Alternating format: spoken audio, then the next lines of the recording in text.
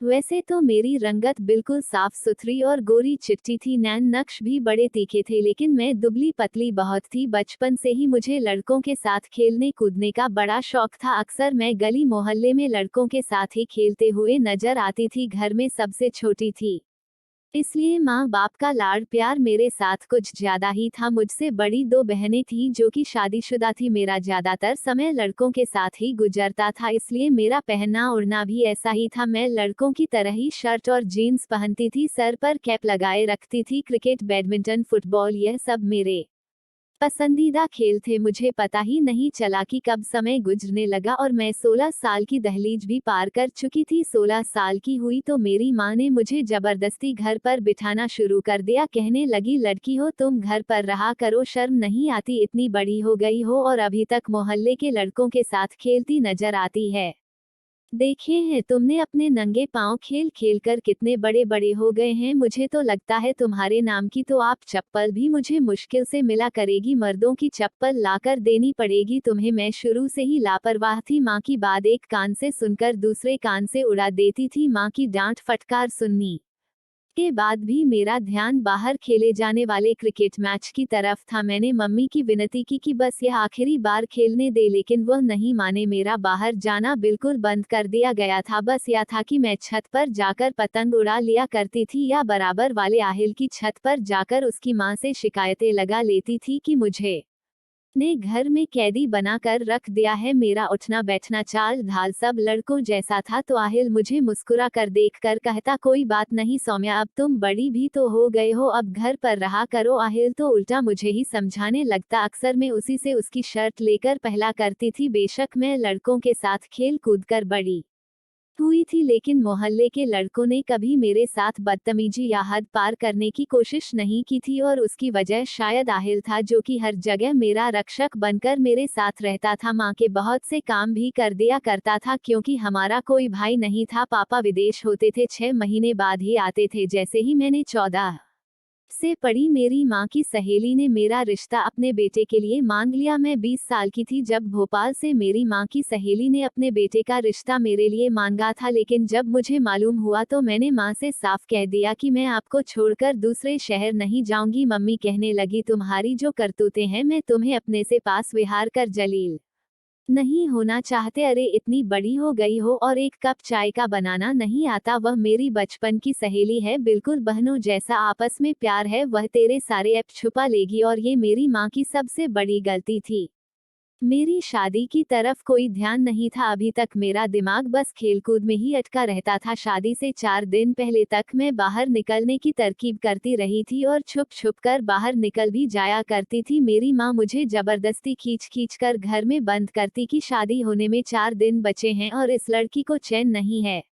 अरे दुल्हन इस तरह शादी से पहले ही इधर उधर भागती फिरे तो उसके ऊपर रंग रूप नहीं चढ़ता। और यह 4 दिन मैंने बड़े ही मुश्किल में अपने घर में बैठकर काटे थे। आसमान पर पतंगे उड़ती और करती देखकर मैं सीधी दौड़ छत की तरफ लगाती थी ताकि वह कटने वाली पतंग में पकड़ लो। खैर मेरी बारात भोपाल से आई थी। दिन के समय मेरी शादी हुई थी और रात की ट्रेन से ही वापसी का सफर भी शुरू हो गया। दुल्हन बनी घूंघट में मैं ट्रेन में बैठे बहुत बोर हो रही थी। मेरा पति अमित मुझे बार बार बड़े गौर से देख रहा था। मेरी सास भोपाल में ही रहती थी, इसलिए वहां पर मेरा आना जाना न होने के बराबर था। 4-5 साल बाद मम्मी की यह सहेली हमारे घर मिलने आते थे। हफ्ता 10 दिन रहकर वापस चली जाती थी, इसलिए मुझे न तो अपने सास के घर के माहौल के बारे में कुछ पता था, न ही अपने पति अमित के बारे में। बेशक मेरा सारा बचपन लड़कों के साथ खेल कूद कर गुजरा था, लेकिन जिन नजरों से अमित मुझे देख रहा था और जो उलझन मुझे उसकी नजरों से महसूस हो रही थी, तभी उन लड़कों से नहीं हुई थी जिनके साथ मैं बचपन में खेलती चली आ रही थी। वो मेरे सामने वाली बर्थ पर ही बैठा था। एक तो पहली बार मैं ट्रेन का सफर कर रही थी और फिर वह भी इस भारी भरकम दुल्हन के जोड़े में। मैंने तो आज तक सलवार सूट भी नहीं ढंग से नहीं पहना था, हमेशा जीन्स शर्ट पहनती रहती या फिर लोवर और टी शर्ट में घूमती रहती थी। इस वक्त इस दुल्हन के भारी लहंगे में सख्त उलझन महसूस हो रही थी। बड़ी मुश्किल से मैं 16 से 17 घंटे का यह सफर अपने इस भारी लहंगे के साथ किया था। रात को सोने से पहले जेवरात जरूर उतार दिए थे। भोपाल पहुंचने के बाद मेरी सास ने अपने मोहल्ले की एक लड़की से दोबारा से मेरा मेकअप ठीक करवाया था। मैं थकान से और नींद से बेहाल थी क्योंकि ट्रेन में मुझे ठीक से नींद नहीं आई थी। मैं हमेशा नींद की बड़ी पक्की थी। जब भी मुझे नींद आती मैं चाहकर भी खुद को जगह नहीं पाती थी, इसलिए अपने पति के कमरे में आने का इंतजार भी मैं नहीं किया था। तकिए पर सर रखकर मैं सो गई थी। न जाने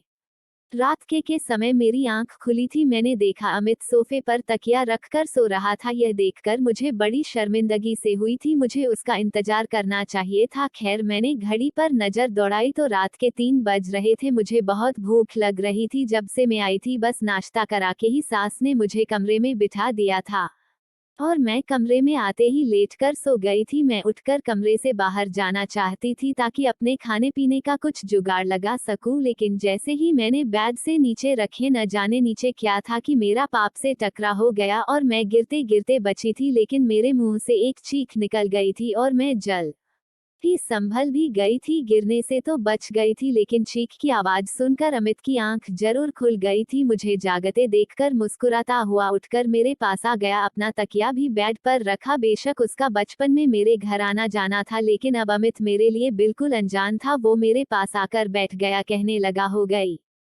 तुम्हारी नींद पूरी? कितना जगाया मैंने तुम्हें, लेकिन तुम थी कि जगने का नाम ही नहीं ले रही थी। तुम तो सारे घोड़े बेचकर ऐसी सोई थी कि उठने का नाम ही नहीं लिया। मैंने कहा, आई एम सॉरी, शायद सफर की वजह से बहुत थक गई थी, इसलिए मुझे पता ही नहीं चला कि कब आंख लग गई। कहने लगा, हम मैंने तुम्हें जगाने की कोशिश की थी, लेकिन नींद में ही तुमने साफ कह दिया कि मुझे सोने दो। उसने गहरा सांस लेते हुए मुझे कनखियों से देखा था। मुझे तो ऐसा कुछ भी याद नहीं था, लेकिन ऐसा मुमकिन भी था क्योंकि गहरी नींद में जब मम्मी मुझे उठाती थी तो मैं उन्हें भी ऐसे ही कहती थी। उस वक्त मुझे काफी शर्मिंदगी महसूस हो रही थी। मैं अभी यह ही सोच रही थी कि कैसे अमित से ये कहूं कि मुझे भूख लग रही है कि तभी उसने मेरा हाथ थाम लिया। कहने लगा, बेशक हमारी माँ का आपस में आना जाना था और मिलना जुलना था, लेकिन मैं तुम्हें पहली बार देख रहा हूँ। मेरी माँ ने जब मुझे तुम्हारे लिए पूछा तो मैंने अपना फैसला माँ पर छोड़ दिया था, लेकिन फिर यह सोचने लगा पता नहीं तुम कैसी होगी, लेकिन तुम खूबसूरत हूँ। मुझे अपनी माँ के फैसले पर कोई भी ऐतराज नहीं है, बल्कि खुश हूँ कि मेरी माँ ने इतनी खूबसूरत लड़की मेरे लिए चुनी है। यह कहकर उसने साइड टेबल की दराज से अंगूठी निकाली और मेरी उंगली में पहना दी। कुछ देर तक वह मेरी तारीफ करता रहा। मेरे लिए सब कुछ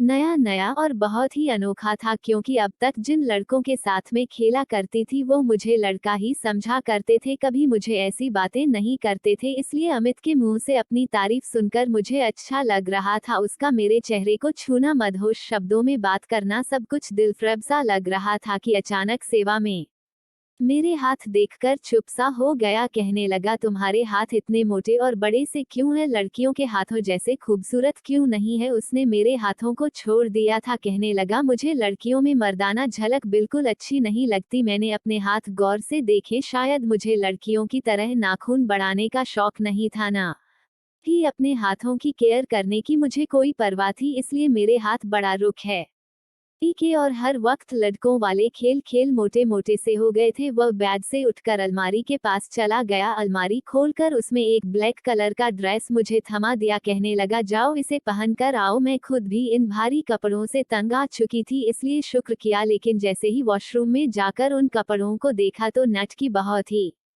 बारीक सी नाइटी थी, लेकिन मैंने शर्माते हुए वह पहन ली थी। उसे पहनते हुए मैं बेहद नर्वस हुई थी। मैं कमरे में आई तो सामने ही अमित हाथ में परफ्यूम की बोतल पकड़े खुद पर स्प्रे कर रहा था। मुझे देखकर मुस्कुराता हुआ मेरे पास आ गया, मुझ पर स्प्रे करने लगा। कहने लगा, मुझे इस परफ्यूम की खुशबू बहुत पसंद है। यह कहकर वह मुझे अपने आप से लगाए बेड पर ले आया। मुझे प्यार भरी बातें करने लगा। उसकी नजरें मेरे पूरे शरीर पर घूम रही थी और मैं बेहद शर्मा रही थी, क्योंकि ऐसी नजरों से मेरा पहली बार सामना हो रहा था। कुछ ही देर में उसने मुझे अपनी आगोश में समेट लिया था। उसके हाथ मेरे शरीर के हर हिस्से का सफर कर रहे थे, लेकिन ने जगह जाकर उसके हाथ रुक गए थे। फिर अचानक ही वो मुझसे एकदम पीछे हटा था। उसके चेहरे के हाव भाव एकदम से बदले थे। मैं समझ नहीं पा रही थी कि उसे हुआ क्या है। वह फौरन कमरे से बाहर निकल गया। मैं काफी देर तक उसका इंतजार करती रही, लेकिन वह वापस कमरे में नहीं आया था। मुझे समझ नहीं आ रहा था था कि आखिर उसे हुआ का क्या था। अभी कुछ देर पहले तो बहुत खुश था, पता नहीं उसे क्या हुआ था। पूरी रात वह कमरे में नहीं आया था। सुबह मैंने अपने कपड़े बदल लिए, कमरे से बाहर आ गई। मैंने देखा वह बाहर लॉन्च के सोफे पर सो रहा था। मुझे हैरत हुई थी कि वह कमरे की बजाय बाहर सोफे पर क्यों सो रहा था। मैं से ही उसके पास साहिबा मुझे देखकर मुंह फेरने लगा और फिर तो जैसे यह सिलसिला ही शुरू हो गया था। मैं जितना उसके पास जाने की कोशिश करती वह मुझसे उतना दूर भागता था, बजाय भी नहीं बताता था। शादी के बाद उसकी कुछ मीठी बातों ने मेरी दुनिया बदल दी थी, लेकिन पता नहीं क्यों मुझसे कतराने लगा था। काफी दिन गुजर गए थे लेकिन उसका व्यवहार मुझसे नहीं बदला था। एक बार मैं तंग आकर उसके सामने खड़ी हो गई। मैंने कहा, अमित आप मुझसे बात क्यों नहीं करते, क्यों मुझसे दूर दूर रहते हैं। तो वो कहने लगा, तुमने मेरे साथ अच्छा नहीं किया। मुझे अगर पता होता कि तुम ऐसी हो तो मैं कभी भी तुमसे शादी नहीं करता।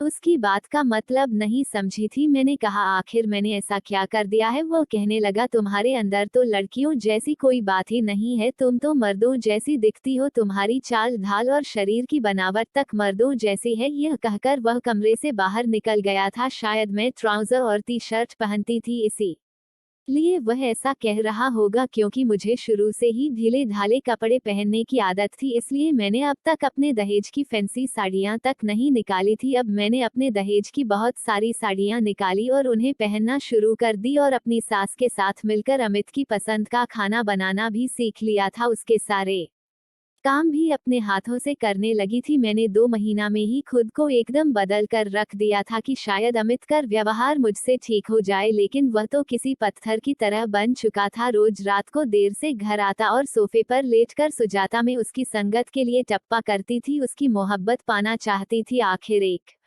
नेचुरल से ख्वाहिश है। मेरी शादी हुई थी और वो मेरा पति था। पत्नी होने के नाते मैं पति के साथ आलिंगन चाहती थी। पहले मैं जो हर चीज से लापरवाह रहती थी, अब अमित की पसंद में ढलकर अपनी पर्सनैलिटी तक खो बैठी थी। मैंने खुद को अमित की पसंद में ढालने की हर मुमकिन कोशिश करके देख ली थी, लेकिन वह ऐसा ही था, मुझे अभी बात नहीं करता था। एक रात में सो रही थी, मुझे चिल्लाकर बात करने की आवाजें आने लगी और शोर से मेरी आंख खुली थी। मेरी सास और अमित में बहुत बहस हो रही थी। मैं कमरे का दरवाजा खोलकर बाहर आई तो सास के कमरे की लाइट जल रही थी और कमरे से बहस करने की आवाज आ रही थी। मैं कमरे तक पहुंच गई थी, लेकिन जो बात अमित और मेरी सास के बीच हो रही थी वह सुनकर मेरे होश उड़ गए थे। अमित अपनी माँ से कह रहा था कि वह दूसरी शादी करना चाहता है और यह सुनकर तो मेरे पैरों के नीचे से जमीन निकलते हुए महसूस हुई थी। मेरी सास कहने लगी, खबरदार, जो तुमने यह शब्द भी अपने जबान से निकाला। कहने लगा कि मैं समय के साथ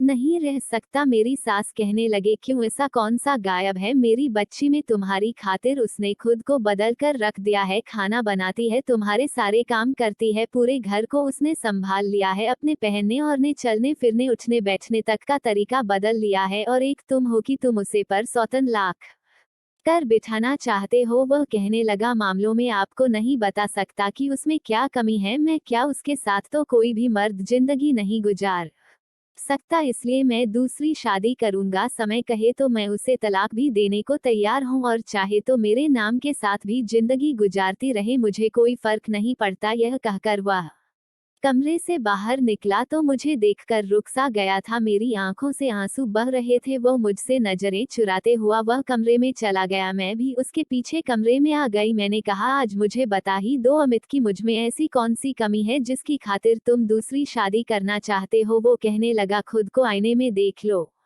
तुम्हें मालूम हो जाएगा कि तुम्हारे अंदर क्या कमी है। मैंने कहा कि वह तो मैं खुद को रोज देखती हूँ, मुझे नहीं पता।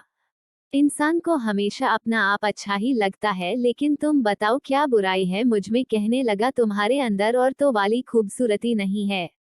कपड़े पहनने से तुम्हारे शरीर की बनावट बदल नहीं जाएगी। कभी अकेले में शीशे के सामने खड़े होकर देखना, बिल्कुल सपाट मर्दों के जैसा सीना है तुम्हारा। तुम्हारे पास आते हुए मुझे ऐसा महसूस होता है जैसे मैं किसी मर्द के पास मौजूद हूँ और मुझे तुमसे गिनाते हैं। तुम्हारी संगत में घुटन का एहसास होता है। मुझे तुम्हें छोड़ ने से कुछ भी अच्छा महसूस नहीं होता और न ही मेरे दिल के जज्बातों में कोई तूफान उठता है। तुम्हारे पास आने को जी नहीं चाहता, तुम्हें देखकर मेरा जी मिचलाने लगता है। मैं तुम्हारे साथ नहीं रह सकता। मैं तो उसकी बातें सुनकर बेजान सी होकर बैठ गई थी। औरत की इससे बड़ी जिल्लत और बेइज्जती क्या हो सकती थी। जिन शब्दों में अमित ने मेरी की थी। जो कमी उसने मुझे बताई थी उसमें मेरा कोई बस नहीं था। जो इंसल्ट उसने मेरी की थी, मैं पूरी रात रोती रही थी। अगले दिन मेरी सास ने मुझे कहा कि जब से तुम्हारी शादी हुई है तो मायके नहीं गई हो, तुम कुछ दिन के लिए अपनी माँ के घर चले जाओ। मैंने कहा मम्मी जी, अगर मैं यहाँ से चली गई तो अमित तो दूसरी शादी कर लेंगे। यह सुनकर मेरी सास कहने लगी, मैं उसे समझा कि तुम उसका हर काम समय पर करके दे रही हो, इसलिए उसे तुम्हारी कदर नहीं है। जब तुम यहाँ नहीं होगी तो वो खुद तुम्हारी कमी महसूस करेगा, फिर उसे तुम्हारी कदर होगी। मुझे अपनी सास की बात ठीक लगी थी। मैं वापस अपनी माँ के घर चली गई। मैं पूरे 6 महीने बाद भोपाल से दिल्ली आई थी। मैं पूरी तरह बदल चुकी थी। जब मैं घर आई तो अपनी माँ के साथ लगकर फूट फूट कर रोने लगी। मेरी माँ समझी कि मैं उनसे दूर रहने की वजह से उदास हो, इसलिए रो रहे हो। अभी मुझे आए 1 घंटा ही हुआ था कि जब मोहल्ले के सारे लड़के जो मेरी ही उम्र के थे मुझसे मिलने आ गए, लेकिन मैं आज उनसे दूरी बनाकर मिल रही थी क्योंकि मेरी सोच बदल गई थी। उन लड़कों में एक लड़का आहिल भी था। मेरी सबसे ज्यादा दोस्ती उसी के साथ थी। भाभी मुझसे मिलने आया था। मैं सबसे हंस हंस कर बातें कर रही थी, लेकिन दिल ही दिल में परेशान हो रही थी। मुझे अमित की फिक्र सताए जा रही थी। सब मुझसे बातों में बिजी थे। बस एक हेल्थ था जो चुप था और एक तक मुझे देखे जा रहा था। जब सब चले गए तो वह मेरे पास आकर बैठ गया। कहने लगा, तुम्हें क्या हुआ है सौम्या, इतनी उदास क्यों हो? मैंने कहा, नहीं मैं तो बहुत खुश हूँ। यह कहते हुए मेरे शब्द न चाहते हुए भी न हो गए थे। वह मेरे चेहरे को, मेरी आंखों को बड़े गौर से देख रहा था। कहने लगा, नजर आ रहे ही है मुझे तुम्हारी खुशी। बचपन साथ गुजारा है हमने, साथ खेले हैं, साथ फंसे हैं और साथ रोए भी है, इसलिए मुझसे झूठ मत बोलो। अगर तुम्हारे पति ने तुम्हें कुछ कहा है तो बस साहिल जो एक बार इशारा कर दो, फिर देखो साले को कैसे ठीक करता हूँ। उसने अपनी ने चढ़ाते हुए मुझसे कहा था।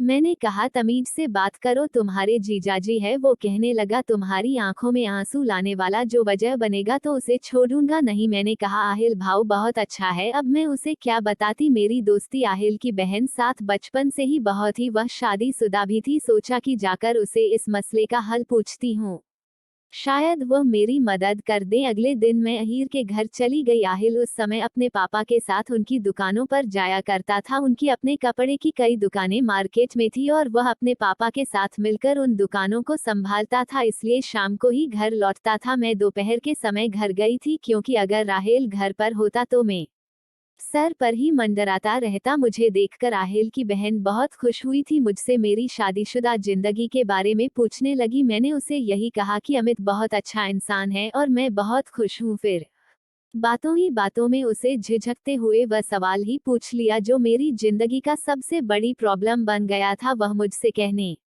लगी कि वह मुझे एक लेडी डॉक्टर के पास ले जाएगी जो इस बात का इलाज करती है। मैं यह सुनकर खुश हो गई थी। मैं चाहती थी बिना किसी से कुछ कहे मेरी प्रॉब्लम का हल हो जाए, इसलिए मैं अगले दिन ही आहिल की बहन के साथ उस लेडी डॉक्टर के पास चली गई थी। उसने मुझे कुछ दवाइयाँ दे दी और अच्छी खुराक खाने के लिए भी कहने लगी। मैं घर वापस आई तो फोन पर मेरी माँ मेरी सास से बात कर रही थी। मैंने माँ से फोन ले लिया और खुद अपनी सास से बात करने लगी। उनसे अमित के बारे में पूछने लगी। वो कहने लगी, मैं रोज उसे समझाने की कोशिश कर रहे हूँ लेकिन वह मेरी बात सुनने को तैयार नहीं है। लेकिन तुम चिंता मत करो, मैं उसे मना लूंगी। तुम बस अपनी सेहत का ख्याल रखो। मैं बहुत परेशान थी। लेडी डॉक्टर ने जो मेडिसिन मुझे दी थी वो मुझे खाना खाने के बाद खानी थी, लेकिन साथ से बात करने के बाद जैसे मेरी भूख खत्म हो गई थी। मुझे लगा था मेरे जाने के बाद अमित को मेरी कमी महसूस हुई होगी, वह मुझे याद करता होगा, लेकिन वह तो अभी वैसा ही था। मैंने कुछ ही ने वाले खाए और अपनी मेडिसिन खा ली। उसे खाने के बाद मुझे अजीब सी बेचैनी होने लगी थी। सीने में दर्द की टीस उठने लगी थी। मुझे अपना सीना भारी भारी लगने लगा था। शायद मेरी प्रॉब्लम का हल यही हो, यह सोचकर मैं वह दवा खाने लगी और उसे खाते ही मेरे पसीने छूटने लग जाते थे। मुझे घबराहट होने लगती, लेकिन अमित की खातिर मैं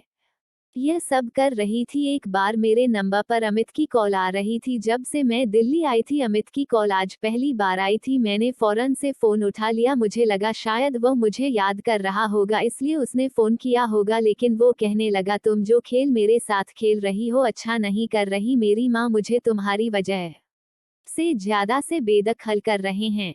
मैं तुम्हें छोड़ूंगा नहीं। पता नहीं तुम जैसी मर्दाना लड़की ने मेरी माँ पर क्या जादू कर दिया है कि उसे सारे जहां की खूबियां बस तुम्हारे अंदर नजर आती है। अगर तुम्हें मेरे साथ रहना है तो अपना इलाज कराओ। मैं तुम्हें बस 15 दिन दे रहा हूँ वरना तलाक भेज दूंगा, चाहे मेरी माँ मुझे उसके बाद घर से बेदखल कर दें, लेकिन तुम्हें भी बर्बाद कर दूंगा। यह कहकर उसने फोन बंद कर दिया और मैं यह सुनकर रोने लगी थी। बार बार अमित अमित कह रही थी कि मेरे साथ यह मत करो। जैसे ही फोन बंद करके पलटी तो मेरे पीछे हाथ बांधे आहिल खड़ा था। उसे देखकर मैंने जल्दी से अपने आंसू साफ किए थे। कहने लगा तुम्हारे पति का फोन था। मैंने कहा, कहने लगा क्या कह रहा था और रो क्यों रही हो। वह इस वक्त काफी सीरियस मुझसे पूछ रहा था। मैंने कहा तुमसे मतलब तुम क्यों हर वक्त मेरे सर पर सवार रहते हो और बिना बताए मेरे कमरे में दंदनाते चले आते हो। तुम होते कौन हो मेरे कमरे में इस तरह मेरी बिना अनुमति के आने वाले? जाओ निकलो बाहर यहाँ से। मैं उसे कुछ भी बताना नहीं चाहती थी, इसलिए मैंने उसे बड़ी खरी खरी बातें सुना दी थी। मेरा गुस्सा देखकर मुझे कहने लगा कि तुम छुपा नहीं सकती मुझसे कोई भी बात। मुझे अंदाजा है कि तुम्हारे पति का व्यवहार तुम्हारे साथ ठीक नहीं है। मैंने कहा यह हम पति पत्नी के आपस का मामला है, तुम होते कौन हो मेरे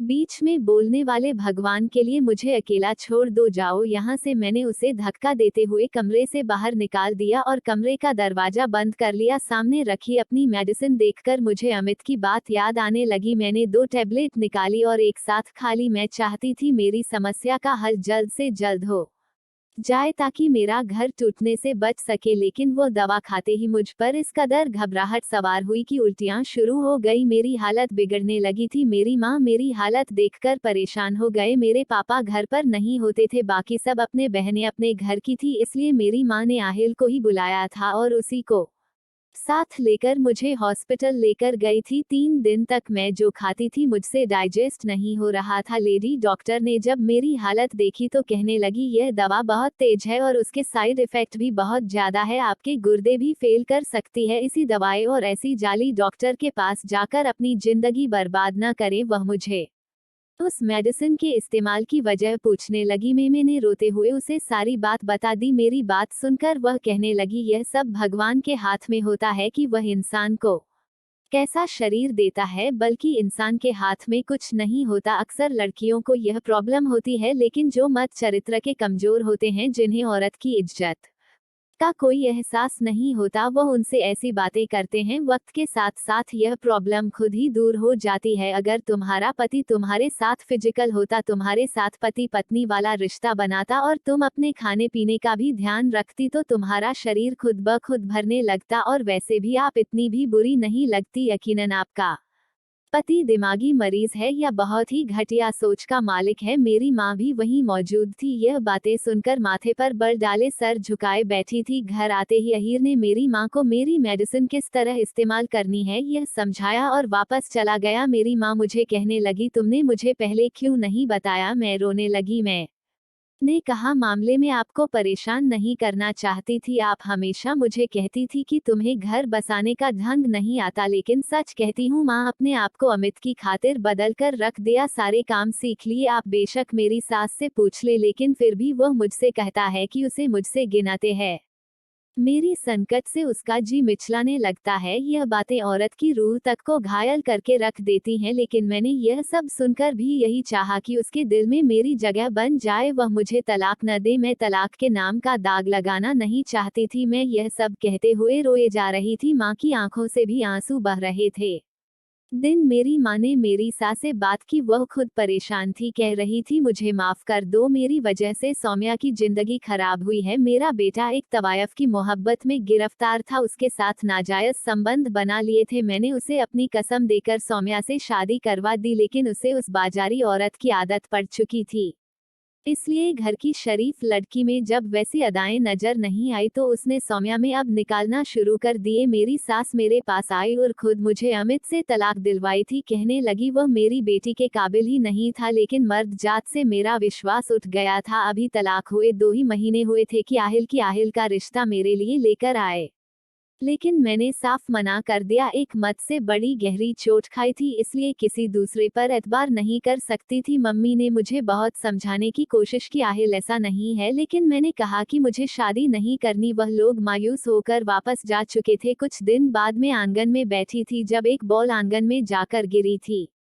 बाहर लड़कों का शोर होने लगा था। दरवाजे पर दस्तक हुई तो मैंने बॉल उठा लिया। दरवाजा खोलकर अपना बाल वाला हाथ बाहर निकाला था। मुझे लगा बाल लेने के लिए दरवाजा बचाया गया है, लेकिन किसी ने बाल के बजाय मेरा हाथ पकड़ा था। बाल मेरे हाथ से छूट गई थी। मैंने दरवाजा खोलकर देखा तो सामने आहिल खड़ा था। मेरा हाथ उस ने पकड़ रखा था। वह शायद घर के अंदर आना चाहता था, लेकिन मैंने दरवाजा पूरा नहीं खोला था। मैंने कहा, आहिल मेरा हाथ छोड़ो। वह कहने लगा, इनकार क्यों किया तुमने? मैंने कहा, यह मेरी जिंदगी है, मेरी मर्जी। वह दरवाजे को धकेलकर अंदर आ गया। कहने लगा, बुराई क्या है मुझमें? इनकार की वजह बर्ताव सौम्या। मैंने कहा, मुझे शादी ही नहीं करने। वह पूछने लगा, क्यों? बहुत मोहब्बत है उस कमीने इंसान से तुम्हें, जो उसकी याद में अपनी जिंदगी बर्बाद करना चाहती हो। वो मेरी आंखों में गुस्से से देखते हुए कह रहा था। मैंने कहा, नहीं है मुझे किसी से भी मोहब्बत, समझे मर्दों से ही नफरत हो गई है। अपनी जिंदगी में किसी मर्द को शामिल करना ही नहीं चाहते। वो कहने लगा, उस आदमी की वजह से तुम यह झूठे बहाने बना रही हो। आज भी तुम्हें अमित से प्यार है, तभी इनकार किया है तुमने, वरना अपनी माँ के आंसू तुम्हें नजर आ जाते, अपने बाप की झुकी हुई कमर तुम्हें